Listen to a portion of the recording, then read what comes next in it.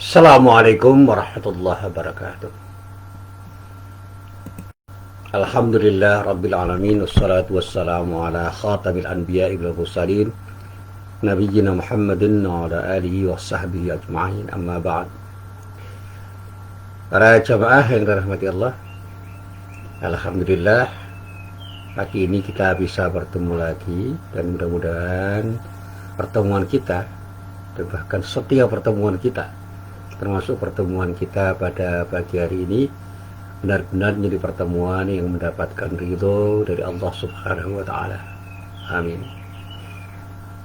Para jamaah yang dirahmati Allah, saya mau cerita. Tadi malam saya ketemu Pak Erik Hadi Saputra.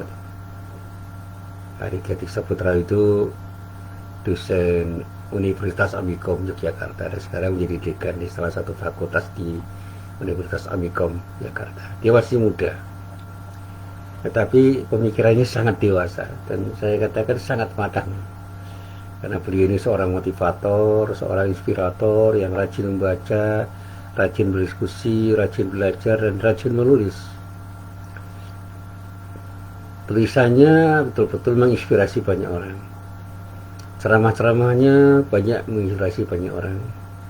Dan kepribadiannya yang diceritakan oleh dirinya juga banyak menginspirasi orang. Banyak orang yang mengatakan kalau jadi orang miskin jangan banyak maunya. Bahkan ada yang bercanda itu, kalau kita ini miskin gak usah punya cita-cita, jangan berharap apa-apa. Dan ternyata dia bantah. Banyak orang sukses yang dulunya itu orang miskin. Salah satunya Khairul Tanjung, kata beliau dalam sebuah buku yang berjudul Anak Singkong. Dia ceritakan bahwa ternyata Khairul Tanjung yang sekarang menjadi konglomerat itu dulunya adalah anaknya orang miskin, pedagang kecil. Ibunya juga kan orang yang bekerja dengan menghasilkan sesuatu yang bisa mencukupi kebutuhan keluarga. Ayahnya pedagang kecil. Ketika dia diterima di Fakultas Kedokteran Gigi di Universitas Indonesia, ternyata dia nggak bisa bayar waktu itu. Tetapi dia tidak menyerah.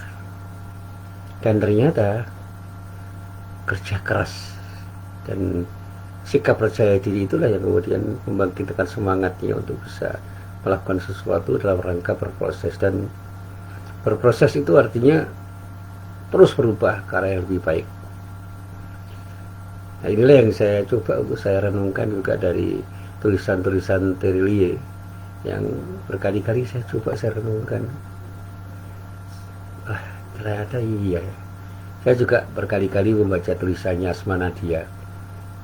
Ternyata iya, orang itu harus berprasangka baik terhadap takdir Allah, apapun takdir itu, karena Allah sendiri sudah mengingatkan, asa antakrahu syai'an wa huwa khairul lakum. Barangkali kita ini menganggap sesuatu yang kita alami itu merupakan sesuatu yang buruk, tapi ternyata sesuatu itu menjadi baik karena Allah itu menjadikan apapun itu serba baik. Jadi jangan berprasangka buruk. Sebaliknya, wasa an tuhibbu syai'an wa huwa syarrul lakum. Itu kalau kita bahasakan dengan kalimat bolak-balik ya sama aja. Prasangka baik itu akan menjadikan kita menjadi orang yang mau berproses untuk menjadi baik. Tapi kalau kita sudah berprasangka buruk terhadap apa yang ditakdirkan Allah, kita pun malas untuk berproses untuk menjadi lebih baik dari waktu ke waktu. Dan saya juga merenung itu. Saya ini bukan hanya diri saya yang mengatakan bahwa saya tidak akan jadi apa-apa dan siapapun. Hanya orang yang dalam bahasa Jawa ngilani, ora bakal dadi opo-opo, sehingga tidak banyak orang yang melihat diri saya. Dan pada saatnya saya pernah merenung, kenapa orang meremehkan diri saya waktu itu. Saya renungkan itu. Saya tidak hanya menangis, saya bahkan tersenyum. Apa salah saya ketika saya dijadikan oleh Allah sebagai orang yang seperti ini, lalu orang tiba-tiba mengatakan saya tidak mungkin menjadi apapun dan siapapun. Saya katakan pada diri saya, bersama Allah saya bisa. Sekali lagi, bersama Allah saya bisa. Dan selalu saya katakan bisa. Dan itu kata yang motivasi saya, bahwa saya tidak mungkin tidak bisa kalau saya mau. Dan ketika Allah mengendaki, biarlah semua akan terjadi. Dan itulah yang menguatkan saya untuk selalu berdoa. Dan upaya saya untuk optimal, karena saya diberi potensi untuk bisa berupaya. Dan pada saatnya saya tidak pernah menyesal ketika saya gagal. Karena gagal itu bagi saya nggak penting. Yang terpenting bagi saya adalah berusaha. Dan akhirnya meskipun saya gagal, saya katakan inilah takdir Allah. Yang terpenting bagi saya adalah berikhtiar seoptimal mungkin dan berdoa kepada Allah. Dan selebihnya saya serahkan sebenarnya kepada Allah dengan sikap tawakal. Itulah yang membuat diri saya sampai detik ini selalu optimis bahwa saya bisa. Para jemaah yang dirahmati Allah, sekecil apapun ya, meskipun orang bisa saya salah paham terhadap apa yang saya katakan, sekecil apapun selalu saya katakan, saya tidak pernah membayangkan bahwa saya bisa menjadi seorang mubalik. Yang dulu pernah saya ceritakan, saya itu hampir selalu datang ke masjid besar Kauman. Jadi ketika Pak R. Fahrudin itu berkhutbah, hampir selalu datang, mencermati, mendengarkan, memperhatikan yang dalam bahasa Jawa nggak teki. Orang ini orang hebat. Padahal cerita dari beliau itu orang biasa, orang desa yang sekolah di pesantren desa. Dengan ketidakmampuannya dia sulit untuk bersekolah di sekolah yang baik. Kata beliau waktu itu dia ingin sekolah di Madrasah Mu'allimin Muhammadiyah Yogyakarta, tapi orang tuanya tidak mampu untuk membiayai dirinya, sehingga dia sekolah di pesantren di desa beliau di Kulon Progo. Tapi bukan karena dia sekolah di desa kemudian dia gagal. Karena apa? Dengan proses yang terus dia lalui, akhirnya Pak Fahrudin menjadi orang yang luar biasa. Dia tidak punya gelar. Abdul Razak Fahrudin itu ya itulah orang yang hanya lulusan pesantren. Seperti juga ketika saya terinspirasi oleh Buya Hamka ketika membaca biografinya. Buya Hamka itu tidak punya ijazah formal, tapi siapa yang tidak mengakui bahwa dia orang hebat. Dia berproses untuk menjadi dirinya. Sehingga saya katakan be yourself itu penting, tetapi yang lebih penting dari semua itu adalah love yourself. Cintailah diri Anda. Tidak hanya menjadi saja, menjadi, menghargai dan berbuat sesuatu dengan kemampuan kita untuk menjadikan diri kita itu menjadi orang hebat. Cintailah dirimu sebelum Anda berharap orang lain mencintai dirimu. Karena dengan cintamu pada dirimu, kamu akan buat sesuatu dengan satu keyakinan bahwa kamu bisa sebelum orang mengatakan bahwa kamu bisa. Kata apapun yang dikatakan orang dengan kalimat negatif, termasuk kamu tidak bisa, jangan pernah kau dengar. Dengarkan kata-katamu, kamu bisa. Dan itulah yang selalu saya sampaikan pada murid-murid saya. Katakan pada diri Anda bahwa Anda bisa. Apapun kata orang tentang diri Anda yang tidak baik, jangan dengarkan. Kalaupun itu kritik untuk diri Anda, resapkan untuk membuat Anda itu terpacu menjadi lebih baik, karena kritik itu adalah satu ungkapan yang menyatakan bahwa Anda perlu berbenah diri. Bukan ungkapan untuk menghina diri Anda, tapi ungkapan yang isinya adalah memotivasi Anda bahwa Anda harus selalu memperbaiki diri untuk menjadi lebih baik dari waktu ke waktu. Saya pernah dikritik orang karena saya tidak punya ketegasan. Saya renungkan, saya katakan iya, saya harus punya ketegasan. Saya pernah dikritik orang bahwa saya terlalu lemah. Kemudian saya katakan pada diri saya harus kuat. Saya pernah dikritik oleh orang, saya terlalu rendah diri. Saya katakan pada diri saya harus percaya diri. Dan itu yang selalu saya sampaikan pada diri saya, bahwa saya bisa. Bismillah, dengan izin Allah, semua akan terjadi. Dengan doa yang tidak mungkin pun akan bisa menjadi sesuatu yang mungkin terjadi karena izin Allah. Maka saya katakan, ketika Allah berkehendak tidak akan ada yang bisa menghalangi. Tapi ketika Allah tidak berkehendak, tidak ada orang yang bisa berkehendak untuk melakukan sesuatu, karena kita adalah makhluk yang ada di dalam genggaman kekuasaan Allah. Para jamaah yang dirahmati Allah, inilah yang menginspirasi saya untuk berbicara pada pagi hari ini. Berprasangka baiklah terhadap takdir Allah. Seperti apapun takdir Allah itu pada diri kita, terhadap diri kita, dan sesuatu yang melingkupi diri kita. Hari ini masih ada pandemi COVID-19. Itu bagian dari takdir Allah. Dan saya tidak pernah berprasangka buruk terhadap kejadian seperti ini. Saya yakin selalu ada hikmah dari setiap musibah. Dan saya katakan masih banyak orang yang punya prasangka buruk terhadap takdir Allah, padahal tidak mungkin Allah berbuat zalim terhadap hambanya, apalagi terhadap orang-orang yang beriman kepada Allah. Bahkan Allah menjanjikan maghfirah dan rahmatnya kepada setiap orang yang beriman, yang mau mewujudkan imannya di dalam amal saleh, sehingga mereka menjadi orang-orang yang bertakwa kepadanya. Dalam banyak hal, karena cintanya kepada orang-orang yang beriman, bahkan Allah berkenan untuk memberikan ujian yang bertubi-tubi. Dan melalui ujian itu Allah ingin mengukur seberapa kokoh keimanan dan kecintaan seorang hamba terhadap Allah. Oleh karenanya jangan pernah berpikir bahwa ujian yang datang dari Allah itu merupakan pertanda kebencian Allah terhadap diri kita, karena sesungguhnya justru semua itu adalah isyarat bahwa Allah benar-benar mencintai diri kita. Dengan cintanya Allah akan menguji diri kita, dengan cintanya Allah akan memberikan musibah pada diri kita, dengan cintanya Allah akan memberikan nikmat pada kita, karena Allah akan selalu menguji diri kita dengan ujian-ujian kebaikan dan ujian keburukan, yang pada akhirnya kita harus tahu bahwa tidak ada sesuatu yang buruk yang telah ditentukan Allah, kecuali Allah yang ingin menguji diri kita sejauh mana kita itu bersabar untuk berproses dalam rangka meraih sesuatu yang terbaik dari Allah Subhanahu wa ta'ala. Sebagaimana ketika kita diberi nikmat, itu adalah ujian bagi diri kita untuk bersyukur kepadanya. Nah, para jamaah yang dirahmati Allah, terkadang kita merasa tidak sanggup untuk menghadapi setiap ujian yang datang menerpa diri kita. Bahkan tidak sedikit orang yang mengakhiri hidupnya dengan sia-sia hanya karena frustrasi dan tidak tahan dengan peliknya kehidupan yang sedang menimpa dirinya.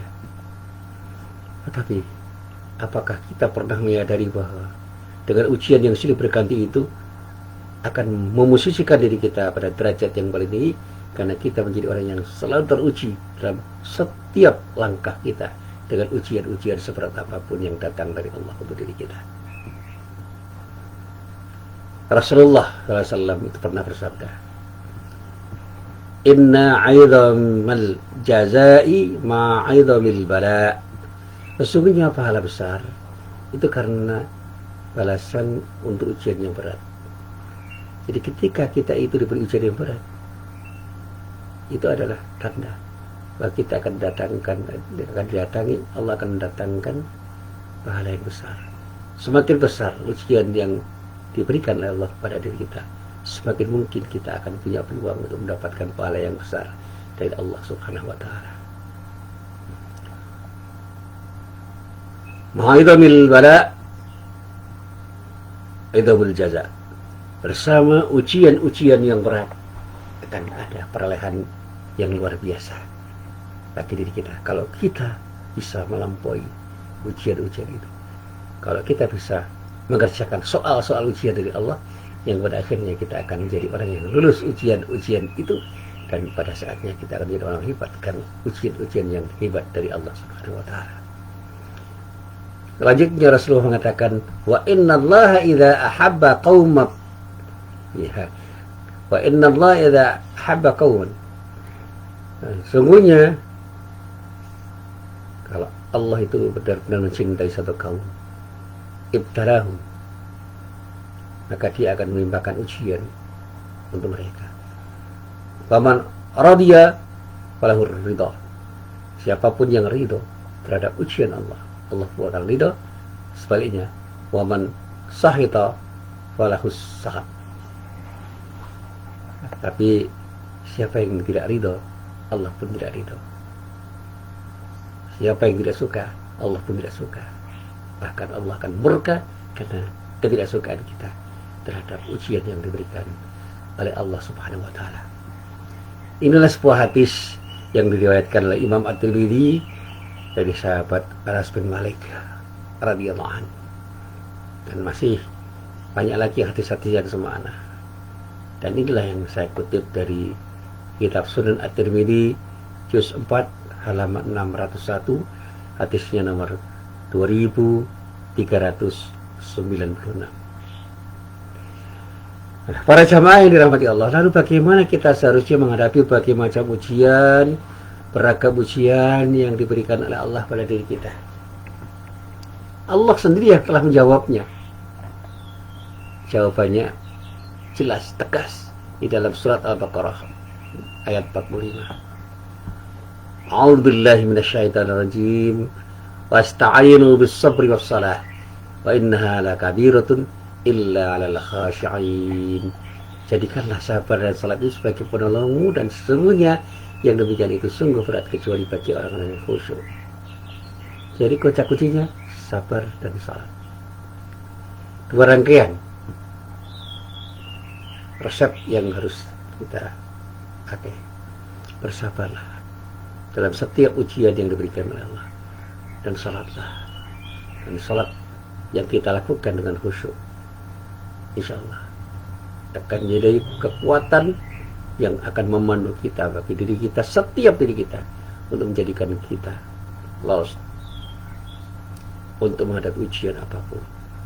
Tentu saja ini dengan kesabaran untuk berproses melalui setiap ujian itu, dan pada saatnya kita tidak pernah mengeluh dengan ujian seberat apapun yang datang dari Allah Subhanahu wa taala. Saya mengilustrasikan begini. Ya, ketika kita diuji oleh Allah kemudian kita menjauh dan bahkan lupa untuk sholat, disitulah sebenarnya kita telah gagal untuk berproses. Karena sholat itu adalah bagian dari proses untuk menjadikan diri kita semakin dekat kepada Allah. Dan kedekatan kita kepada Allah itu yang akan mengakibatkan kita selalu bisa bersabar untuk berproses menghadapi segala macam ujian yang kita hadapi. Dan semua itu berasal dari Allah, dan kita kembalikan kepada Allah. Sehingga di dalam rangkaian sholat saya selalu berharap kepada Allah, ya Allah, berikanlah aku kekuatan untuk menghadapi ujian-ujian darimu. Dan aku tidak pernah mengeluh dengan ujian apapun yang datang darimu, karena aku tahu dan benar-benar tahu, hakul yakin, benar-benar yakin bahwa Engkau lah zat yang mencintai diriku. Di ketika kau uji diriku dengan ujian apapun, itulah adalah bukti cintamu kepada diriku. Dan saya akan bersabar untuk melalui proses demi proses dalam kehidupan saya untuk meraih sesuatu yang terbaik darimu, karena aku yakin, dengan saya akan yakinnya bahwa Engkau akan memberikan jalan yang lapang pada diriku untuk mencapai sesuatu yang terbaik darimu, karena aku bersamamu.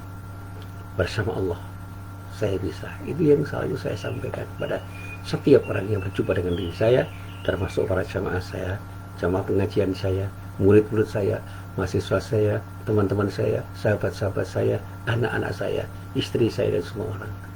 Saya katakan, bersama Allah kita bisa. Jangan pernah ragu untuk mengatakan saya bisa, karena Allah selalu bersama diri kita. La tahzan, innallaha ma'ana. Itulah pernyataan Rasulullah yang dinyatakan oleh beliau kepada sahabatnya Abu Bakar. Jangan bersedih, Allah selalu bersama kita. La tahzan, innallaha ma'ana. Jangan pernah kau bersedih, karena sesungguhnya Allah selalu bersama diri kita. Karena Allah selalu bersama diri kita, kita akan bisa melalui semua proses kehidupan dan menjadi yang terbaik karena ridhonya. Oleh karena itu, Anda harus bersikap ridho. Terimalah semua takdir dari Allah itu dengan sikap ridho, menerima tanpa mengeluh, dan berproseslah untuk menjadi yang terbaik di jalan Allah. Katakan bersama Allah, Anda bisa.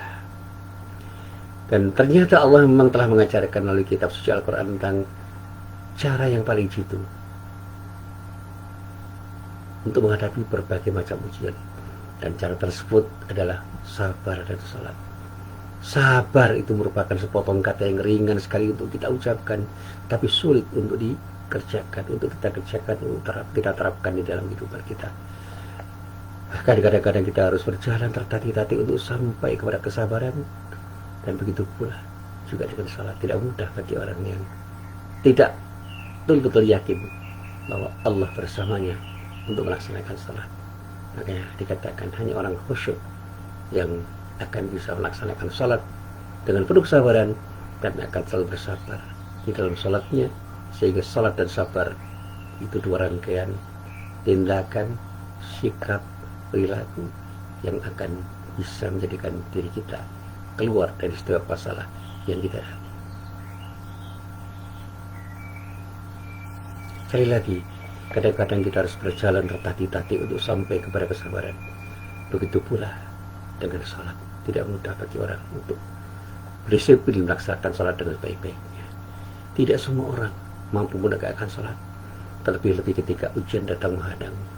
Oleh karena itu Allah memberikan pengecualian bahwa hanya orang-orang yang khusyuk sajalah yang bisa menerapkan dua cara, sabar dan salat di dalam hidupnya. Para jamaah yang dirahmati Allah, sekalipun dua cara itu cukup berat untuk kita laksanakan, bukan berarti kita harus lepas diri dari dia. Upaya untuk mencapainya tetaplah harus ada. Teruslah berikhtiar dan berdoa kepada Allah agar Allah berkenan untuk memberikan kekuatan dan kemudahan pada diri kita, sehingga kesedihan dan rasa lemah tidak bersarang di dalam diri kita. Dan itu yang selalu saya sampaikan pada semua jamaah saya. Sekali lagi perlu saya tegaskan bahwa untuk mencari solusi atas semua persoalan hidup ini, berserah dirilah kepada Allah, bersikap tawakallah kepada Allah, serahkan semuanya kepada Allah, bermohonlah hanya kepada Allah, sebagaimana firman-Nya di dalam surah At-Taubah ayat 129. A'udzubillahi minasyaitonir rajim.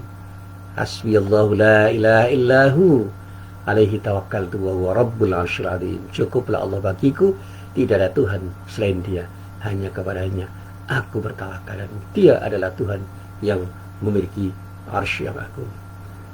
Dengan cara seperti itu, insya Allah kita tidak akan pernah merasa terbebani dalam hidup ini. Karena apa? Semua ada dalam genggaman kekuasaan Allah Subhanahu wa Ta'ala. Allah Maha Tahu, Allah Maha Perkasa, Allah Maha Bijaksana. Ketika Allah memberikan ujian pada diri kita, dan sama sekali saya selalu yakin bahwa bukan berarti Allah tidak berkenan untuk memberikan imbalan yang setimpal. Semakin berat ujian yang kita hadapi, semakin besar peluang kita untuk mendapatkan pahala dari Allah Subhanahu wa Ta'ala. Kita akan menjadi orang yang bertakwa ketika kita betul-betul teruji untuk menjalani proses ketakwaan. Allah telah mempersiapkan hadiah yang tidak ternilai bagi setiap orang yang beriman. Seandainya orang yang beriman itu betul-betul bisa melewati segala macam ujian itu dengan sabar dan salat. Jadilah orang yang ikhlas untuk berbuat sesuatu karena Allah. Dan kesabaran itulah yang akan mengantarkan kita kepada keberhasilan. Man sabara ghafira. Ini kata para ulama. Siapapun orang yang bersabar, dialah orang yang akan mendapatkan kemenangan. Man jadda wajada. Siapapun yang bersungguh-sungguh, dia akan memperoleh dari kesungguhannya untuk bisa mendapatkan sesuatu yang dia cita-citakan untuk dia raih. Dan inilah yang selalu saya renungkan ketika saya membaca surat At-Taubah ayat 111. Innallaha ashtara minal mu'minina anfusahum wa amwalahum bi anna lahumul jannah. Sesungguhnya Allah telah membeli dari orang-orang yang beriman, baik diri maupun harta mereka, dengan memberikan surga untuk mereka. Berbisnis dengan Allah, kita akan beruntung, karena kita akan mendapatkan surga ketika kita bersabar untuk menghadapi segala macam ujian dan tetap mendekatkan diri kita kepada Allah dengan salat kita yang khusyuk. Insya Allah keimanan kita yang kita tumbuhkan ke dalam amal soleh akan melahirkan pribadi kita yang tangguh ketika menghadapi segala macam ujian yang datang dari Allah.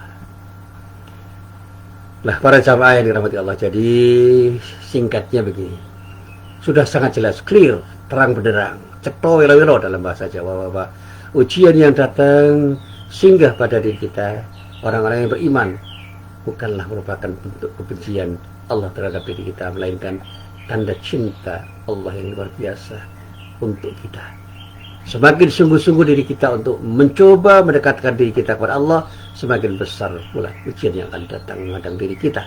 Oleh karenanya, bersiaplah dalam menghadapinya agar kita bisa mencapai predikat takwa dan bisa menduduki satu tempat terhormat di sisi Allah yang memang hanya disediakan oleh Allah bagi orang-orang yang bertakwa.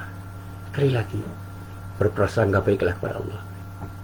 Dengan berprasangka baik kepada Allah, insya Allah kita akan selalu menjadi orang yang bersabar di dalam menghadapi semua cobaan hidup, semua ujian dari Allah, yang pada akhirnya insya Allah dengan tetap mendekatkan diri kita kepada Allah dalam salat kita dengan sekhusyuk-khusyuknya, insya Allah pada akhirnya kita akan memperoleh kemenangan dalam setiap perjuangan hidup kita.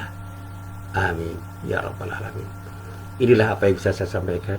Sekali lagi, ayo lakukan dengan sabar proses kehidupan ini dalam setiap menghadapi persoalan hidup, dan jangan pernah lupa untuk selalu melaksanakan sholat dengan sebaik-baiknya. Dengan sholat dan sabar, insya Allah kita akan mendapatkan sesuatu yang terbaik dari Allah subhanahu wa ta'ala. Ibda' binafsik, mulailah sekali lagi, mulailah dari diri Anda sendiri, dan jangan pernah kita meminta orang lain untuk memulai sebelum kita beri contoh yang terbaik untuk memulainya. Assalamualaikum warahmatullahi wabarakatuh.